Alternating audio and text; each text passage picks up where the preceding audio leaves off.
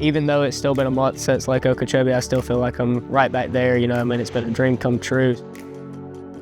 I'm kind of trying to stretch out my feelings there and stick to my glory, I guess. Hold on to it.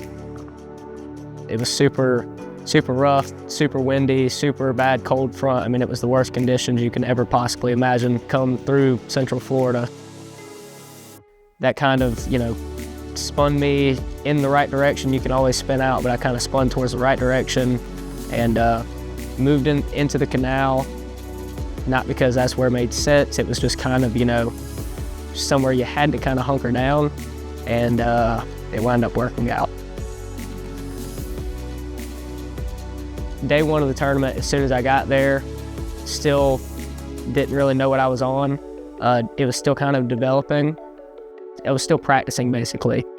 I still caught that decent bag, and it sounds terrible on Lake Okeechobee, but I had just under, I believe, I had 10.5 pounds, which had me in around 25th place after the first day. But that was kind of put me in the right direction. I saw the potential the area had. And then day two, when I went back over to those areas, as soon as I sat down, I started seeing a lot bigger fish that day. Immediately went to catching a couple, or actually just one, and then went on a little late flurry once they kind of started to pick up on their feeding. But they were there the whole time. Just kind of had to hunker down and wait on them to start biting.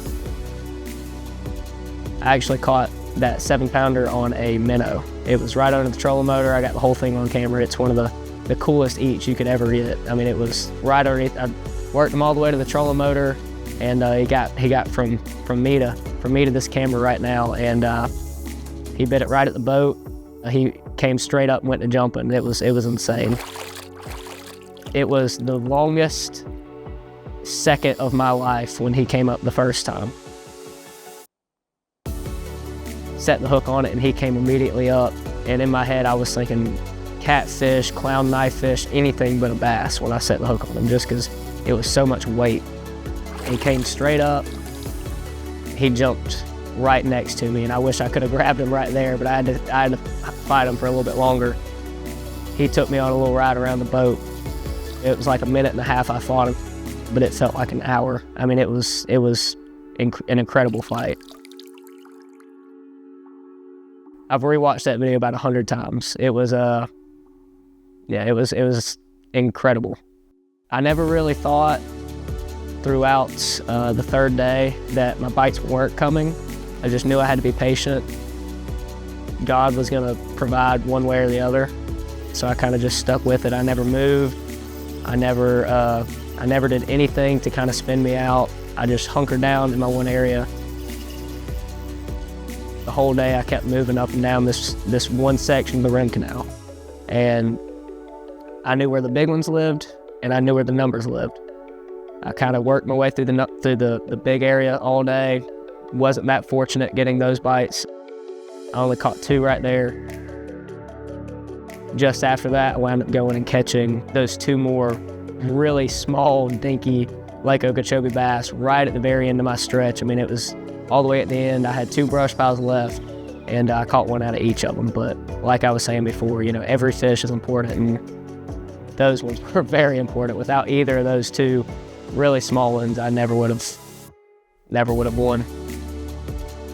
So next year on the Elite Series, it's going to be a little bit of a challenge. I'm going to a lot of new places I've never been to. Only a couple places I've been a couple times. I'm prepared. I mean, you can't say you're not excited to be fishing an Elite Series event, especially the Bassmaster Classic. That's my biggest accomplishment. The Bassmaster Open win was, you know, it's a win. It's really cool, but there's only so many people that get to walk across that classic stage. So I'm beyond excited to get that opportunity. 5 years from now, I hope I'm still lucky enough to be doing the same thing. I hope I have a lot more blue trophies to hold up, hopefully some even bigger, now that I'm on the Elite Series.